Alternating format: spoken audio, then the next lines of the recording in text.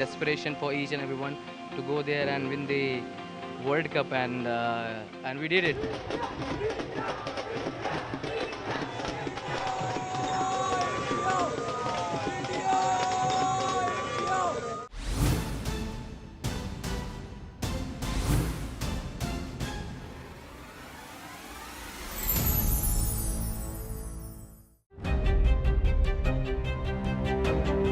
Hello and welcome to India Sense, where I speak with global opinion makers. The United States has made a strategic decision over the last 20 years to move closer to India. Though a $7 trillion economy seems a perfectly conceivable number. If you want to be a national party, it's that you sort of accept the way the world is rather than want to endlessly hark back to how it was. Modi is promoting the digitization of the economy, which is accelerating growth in the country. Get ready for the ride of your life. NDTV brings you the NDTV Auto Show with me, Mugdha Mishra. From the fastest supercars to the sleekest new energy vehicles to your trusted daily ride, we cover it all. Every Saturday at 10:30 a.m. and Sunday at 8:30 p.m. only on NDTV 24/7. Your next great escape starts here. The biggest democratic exercise in the world. Team NDTV covers it from ground zero. BJP really had to fight a tough election this time. Unprecedented exercise. Unmatched coverage. There is no dispute. जनता को decide करना है. From polling to You are watching The World 24/7 on the NDTV network. I'm Parmeshwar Bava. Let's begin with the top stories you need to know. Concerns about all-out regional war are once again rising after a projectile fell on a football field in a Druze community in the Israeli-occupied Golan Heights, killing 12 children and young people and injuring 30 others. Hezbollah emphatically denied being responsible, but Israel has blamed the Lebanese group for the deadly attack. External Affairs Minister S. Jaishankar arrived in Japan on Sunday for a two-day visit for the Quad Foreign Ministers meeting.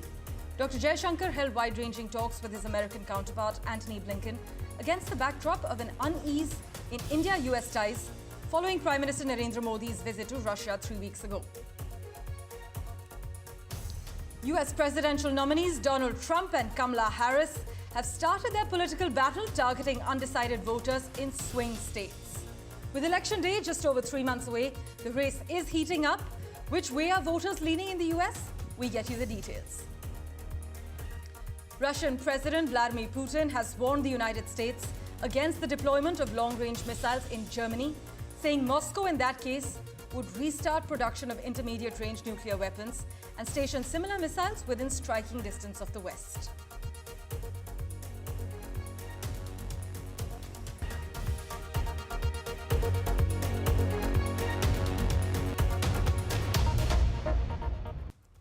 Well, our big focus: tensions between Israel and Hezbollah are threatening to erupt into open warfare after rockets fired from Lebanon killed a dozen people in the occupied Golan Heights. Most victims were children or teenagers struck when rockets actually hit a soccer field. The Israeli military launched a series of airstrikes across Lebanon overnight, but those were routine strikes that have become a daily phenomenon for months now. The White House has issued a statement saying the horrific strike was from a Hezbollah rocket launched from an area the group controls.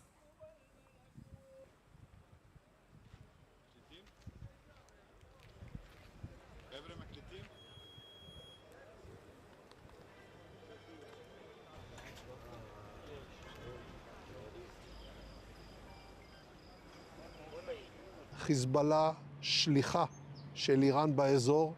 חיזבאללה לא ינקה מהאירוע הזה, גם בהכחשות המגוחכות שלו. הוא ירה את הירי, הוא יישא במחיר, והוא ישלם מחיר כבד על פעולותיו. Well, lots of developments lately. In fact, there is a serious concern whether this regional escalation is going to be now a full-out conflict, a war indeed, Tensions between Israel and Hezbollah are threatening to erupt into open warfare. This is what experts and analysts have also predicted after rockets fired from Lebanon killed a dozen people in the occupied Golan Heights. As I mentioned earlier, the rocket strike killed 12 children, some of them teenagers. Most victims were children or teenagers. And these rockets struck a soccer field. The Israeli military launched a series of airstrikes across Lebanon overnight. And in fact, those were routine strikes that have become a daily phenomenon for a while now. As far as the US is concerned, the White House has issued a statement saying the horrific strike was from a Hezbollah rocket launched from an area the group controls. But you know, now many analysts have said Israel and Hezbollah are not interested in an all-out war due to the mass displacement of their populations along conflict lines and because of how lengthy the fighting has become. I must also mention to our viewers that Al Jarida, a Kuwaiti newspaper, is reporting that Iran has supplied Hezbollah and other Iranian proxy forces with electromagnetic ordnance, which, for the benefit of our viewers, I must mention, can disable communication systems and has shut down radars too. So the tensions between Israel and Hezbollah are indeed threatening to erupt into open warfare after rockets fired from Lebanon have killed a dozen people, most of them children or teenagers. The Israel Defense Minister has said that Hezbollah will pay a heavy price. Antony Blinken, the US Secretary of State, has condemned this attack as tensions escalate between Israel and Hezbollah.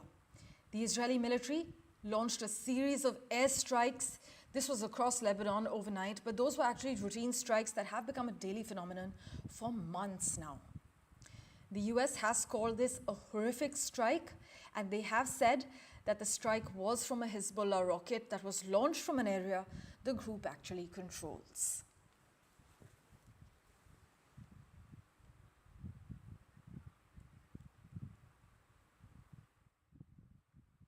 I must also mention that the Israeli military claims it found evidence at the scene that shows an Iranian-made rocket fell on the football pitch.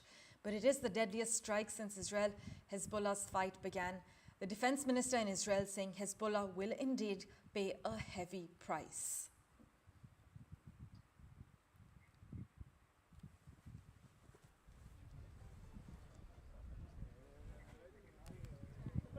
Right, if you're just tuning in, let me bring you up to speed with the big story we're tracking at the moment. Tensions between Israel and Hezbollah are threatening to erupt into open warfare. This is after rockets fired from Lebanon killed a dozen people in the occupied Golan Heights. The most tragic thing being that this deadly attack, most victims were actually children or teenagers. And the Israel Defense Minister has said that they will retaliate and Hezbollah will pay a heavy price. Now, for further clarity on the current situation, we have with us Dinkar P. Srivastava, former ambassador, joining us. Thank you so much, sir, for making time for us on the World 24/7. The Israeli military claims that it found evidence at the scene that shows an Iranian-made rocket fell on the football pitch. Now, sir, would you say concerns about all-out regional war are once again rising?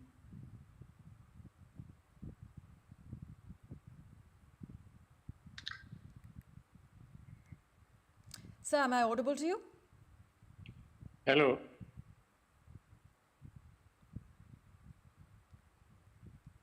Right, we seem to be having an issue with that audio line. While we just quickly fix that, the Israeli military has claimed that it found evidence at the scene that shows an Iranian-made rocket fell on the football pitch. The strike is on a soccer field in Golan Heights, and it's killed 12 children and teens. I must also mention that we have a reaction from the White House, and they have said that this was a horrific strike. It was from a Hezbollah rocket, and it was launched from an area that the group controls.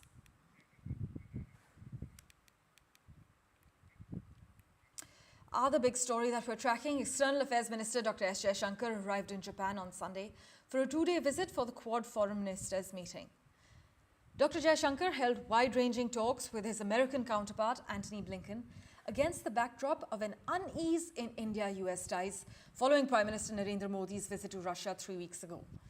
But Mr. Jaishankar and Blinken are in Tokyo to attend a meeting of the foreign ministers of the four-nation grouping Quad or quadrilateral coalition today. And as you know, the Quad is a diplomatic partnership between Australia, India, Japan and the United States, committed to supporting an open, stable and prosperous Indo-Pacific that is inclusive and resilient. Now, the talks between the External Affairs Minister and the US Secretary of State also came amid Washington consistently seeking accountability from New Delhi in the case relating to the alleged foiled plot to kill Sikh extremist Gurpatwant Singh Pannu in New York. Now, it's not immediately clear whether Prime Minister Modi's visit to Russia and the murder for hire plot figured in the Jaishankar-Blinken talks. But Ghazali has been keeping a close eye on all the developments. In fact, he's also tracking the first Quad meeting since the Israel-Hamas war. Right. He will be joining us over the phone line in a few moments, but regional and international issues as far as economic security is expected to be the key focus at this Quad meeting. Dr. Jaishankar has already held wide-ranging talks with Antony Blinken, his American counterpart, against the backdrop of an unease in India-US ties, as one top official in the US just a week ago had commented regarding Prime Minister Modi's visit to Russia and the optics of Prime Minister Modi's visit with Vladimir Putin. Dr. Jaishankar and Antony Blinken, now in Tokyo, to attend a meeting of the foreign ministers of the four-nation grouping, the Quadrilateral Coalition, today.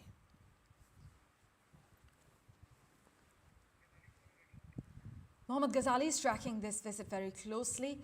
He joins us over the phone line at the moment. Ghazali, take us through Dr. Jaishankar's plan of action as far as this Quad summit is concerned. See, he has already met the U.S. Secretary of State, Mr. Antony Blinken, and we had seen that how in U.S.-India relations had taken a kind of a hit in the last couple of weeks with back and forth comments coming in from the United States over Mr. Modi's visit to Russia and the way he was received there, the way he met Mr. Putin there. Now, in this Quad, we know that it's an informal group, which is not a security group, but the main aim of the Quad was to counter China's growing influence in the Asia-Pacific region. But very interesting developments have taken place in the last couple of days with Mr. Jaishankar and his counterpart in China. They both met on the sidelines of ASEAN summit in Laos just a couple of days ago. And both the countries spoke about mutual cooperation, mutual interest, and to strengthen and deepen the ties and reduce the friction between the two countries. Now, it will be interesting to see that how India will react to Chinese growing influence in the Asia-Pacific during the Quad Forum.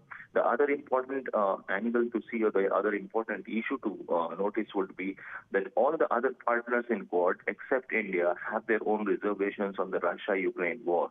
So India, there is a growing pressure on India to show that India is a neutral player, and it is also siding with Ukraine as well. And that is why Indian Prime Minister is very likely to visit Ukraine the very next month. So the global pressure on India to show that it is not siding with Russia was growing, and to counter that, India has very smartly played its diplomacy by planning a visit of Prime Minister to the Ukraine. Now, Russia-Ukraine war, as well as growing influence of China in the Asia-Pacific, will certainly be the key focus area besides security and the global conflict issue going around for this Quad summit. As always, Ghazali, thanks so much for joining us with the latest. We will, of course, revert to you for regular updates regarding the Quad summit. Well, in other crucial news, the United States will overhaul its military forces in Japan. As the two countries move to deepen defense cooperation, the leaders of the respective nations have confirmed. This is a sweeping step to modernize their alliance in the face of mounting security threats in Asia. The United States will actually overhaul its military forces in Japan as the two countries have decided to deepen their defense cooperation. The announcement comes as Japan and the US are becoming increasingly cautious about a region where China is seen as increasingly aggressive in asserting its disputed territorial claims, and North Korea continues its illegal weapons program, while both tighten ties with Russia as it wages war in Ukraine. US Defense Secretary Lloyd Austin, US Secretary of State Antony Blinken, and their Japanese counterparts Minoru Kihara and Yoko Kamikawa announced the plan in a joint statement following a meeting in Tokyo, where they also called China's political, economic and military coercion the greatest strategic challenge in the Asia-Pacific region and beyond.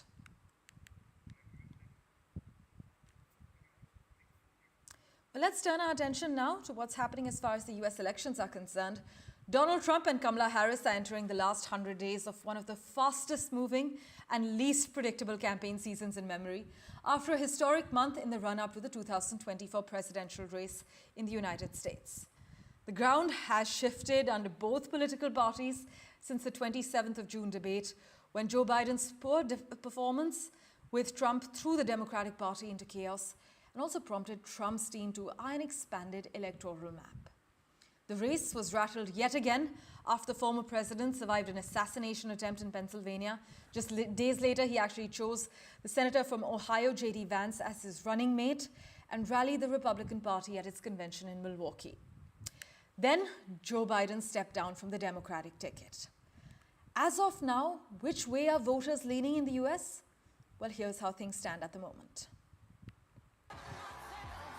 U.S. Vice President Kamala Harris's whirlwind entry into the U.S. elections race, uniting the Democratic Party after President Biden's exit, has been a boost to the Democrats. Recent opinion polls show Harris is almost caught up with Trump, but all is not smooth sailing. At 59, Harris is comparatively youthful compared with Biden's ripe age of 81 and Donald Trump, who is 78. Harris has garnered massive support on social media platforms like TikTok since her campaign began. From memes to reels set to pop songs, the Harris campaign is connecting with youth voters, which the Biden campaign failed to do so. In the Times Siena poll, while Harris and Trump are head-to-head among registered voters, Harris holds a substantial lead among voters between the ages of 18 to 29, with 56% of youth voters supporting the Democratic presumptive nominee. Trump leads among the older demographic of voters, with 43% backing the former president. Harris fares better among groups that Biden had been the weakest in, leading with 57% of support from Hispanic voters, while Trump leads among white voters with 56% backing the former president. In the latest CNN SRS survey too, Harris and Trump remain head-to-head among registered voters. Yet, unlike the Times poll, among young voters and Hispanic voters, Trump is just marginally behind, highlighting how close the elections is. The Trump campaign is also seeing radical changes. Unlike his first term, the former president is now embracing cryptocurrency and has laid a roadmap for the same. With just 100 days left in the U.S. polls, the race is heating up. Though the Democrat convention next month is unlikely to throw any surprises, all eyes are on who could be Harris's vice presidential pick. With Disha Bakchi, Bureau Report, NDTV World.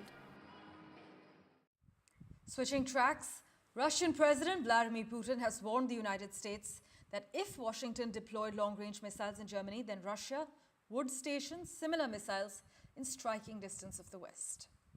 The United States said on the 10th of July that it would start deploying long-range missiles, and then Germany from 2026, actually in preparation for a long-term deployment that will include SM-6 Tomahawk cruise missiles and developmental hypersonic weapons as well.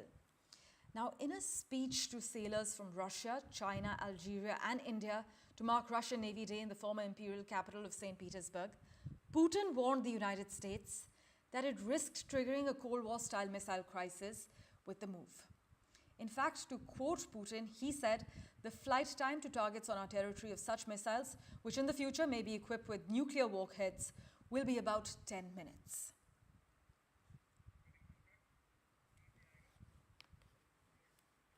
Таких ракет, которые в перспективе могут быть оснащены и ядерными боеголовками, составит порядка 10 минут. Уважаемые граждане России, при этом ранее в ходе учения США уже отработали переброску ракетных комплексов «Дарк», «Тайфун» со своей территории в Данию и на Филиппины. Такая ситуация напоминает события времен Холодной войны. Well, for further clarity on the global ramifications, we have with us former chairperson of the Center for Russian and Central Asian Studies at JNU, Professor Anuradha Janoy. Thank you so much, Professor, for making time for us. Russian and US diplomats say that diplomatic relations are worse even than during the 1962 Cuban Missile Crisis. And both Moscow and Washington have urged de-escalation, while both have also made steps towards escalation. Help our viewers decode what's going on, Professor.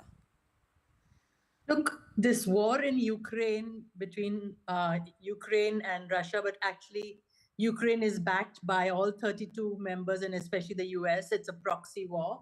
That has been gradually escalating over the past 2 years, especially because Russia is clearly winning. They've got about 24% of the Ukrainian earlier territory is now with Russia, and every day they're making gains.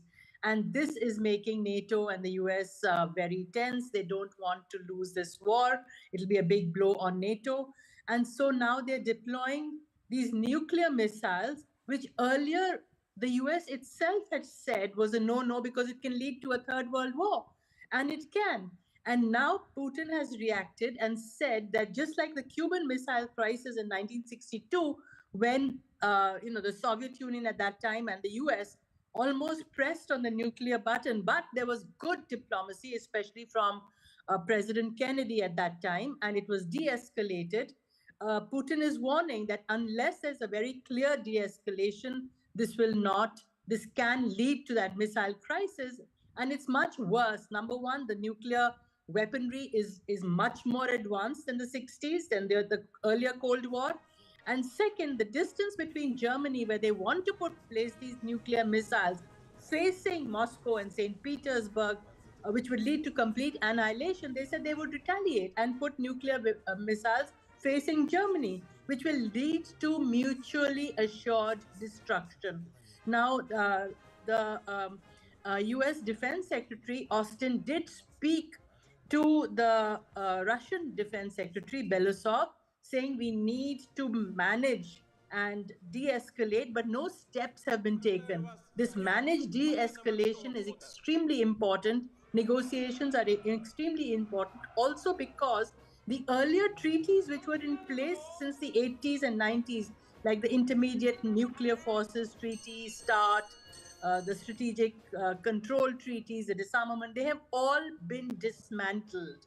And the relations between Russia and the US are much worse than they were during the first Cold War. So this new second Cold War, the officials are not taking the name, but Putin is much more dangerous. It's dangerous for the world. Indeed. And I think all world leaders, especially the important ones, need to tell them to put the brakes and start diplomacy. Indeed. Putin did repeat an earlier warning that Russia could resume production of intermediate and shorter range nuclear capable missiles as well, and then consider where to deploy them after the United States brought similar missiles to Europe and Asia. There are serious global implications. Thank you so much, as always, Professor Chinoy, for joining us on The World 24/7. With that, we're slipping into a very short break. News and updates continue in a moment. Don't go anywhere.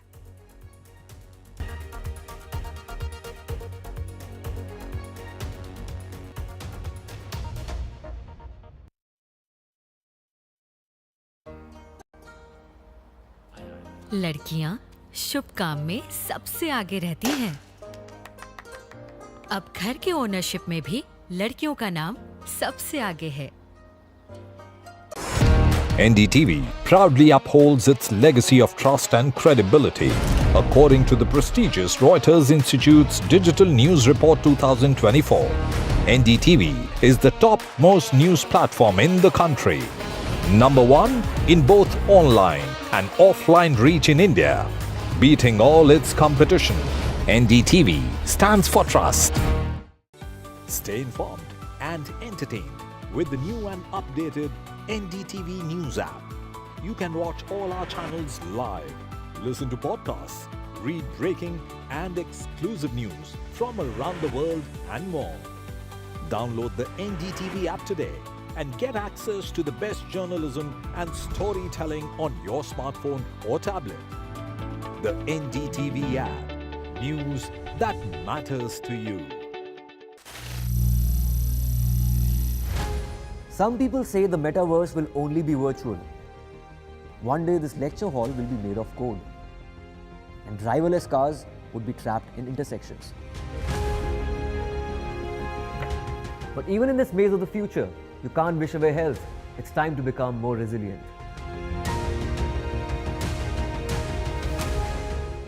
10 years of Banega Swasth India, we have grown and achieved so many milestones.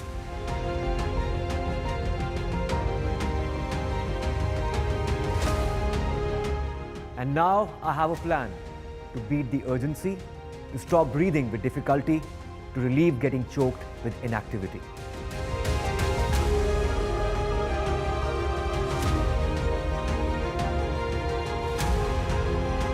Energize our government, our environment, our society, and ourselves. Everyone, everywhere, every day.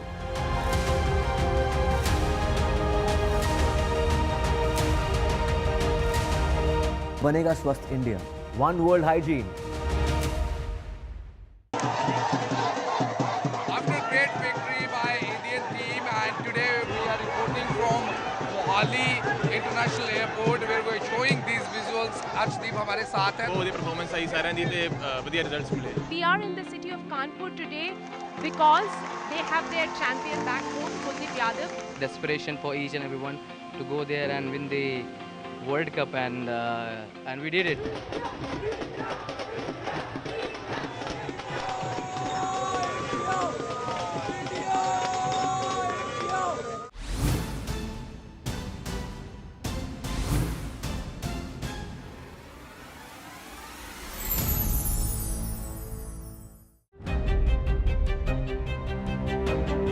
Hello and welcome to India Sense, where I speak with global opinion makers. The United States has made a strategic decision over the last 20 years to move closer to India.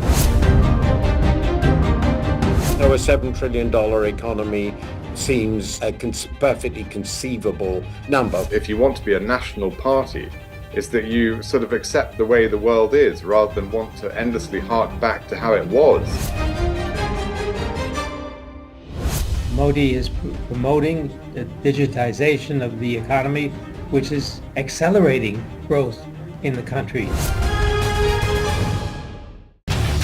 Get ready for the ride of your life. NDTV brings you the NDTV Auto Show with me, Mugdha Mishra. From the fastest supercars to the sleekest new energy vehicles to your trusted... Violence after Israeli authorities said a rocket from Lebanon struck a soccer field in the Israeli-controlled Golan Heights, killing 12 children and teens in what the military called the deadliest attack on civilians since the 7th of October. It raised fears of a broader regional war between Israel and Hezbollah, which in a rare move denied it was responsible. Now, for further clarity on what to expect and the global ramifications currently, we have with us Dinkar Srivastava, former ambassador. Thank you so much, sir, for joining us. Now, the Israeli military claims it found evidence at the scene that shows an Iranian-made rocket fell on the football pitch. Would you say concerns about an all-out regional war are once again rising? I mean, analysts have for months warned that any miscalculations could trigger an all-out conflict. Before I answer the question, I think it's important to have an inquiry about the origin of the attack, because Hezbollah has denied responsibility. I do not think there's any risk of a major escalation. No side wants it. Israel does not want a two-front war till they have got a truce deal, and truce deal is in a very delicate stage. So I don't think this opening a new front at this stage suits them. Hezbollah does not want a war. They want to keep the temperature high, but they don't want to risk an all-out war, which will also bring an internal Lebanese reaction against Hezbollah. And of course, none of the regional actors want a war. So let's hope that the situation can be diffused. Right. In fact, many analysts have said that Israel and Hezbollah are not interested in an all-out war due to the mass displacement of their populations along war lines and because of how lengthy the fighting has become. But you know, sir, the Kuwaiti newspaper Al Jarida is reporting that Iran has supplied Hezbollah and other Iranian proxy forces with electromagnetic ordnance which can disable communication systems and essentially shut down radars. How do you think such a threat should be addressed?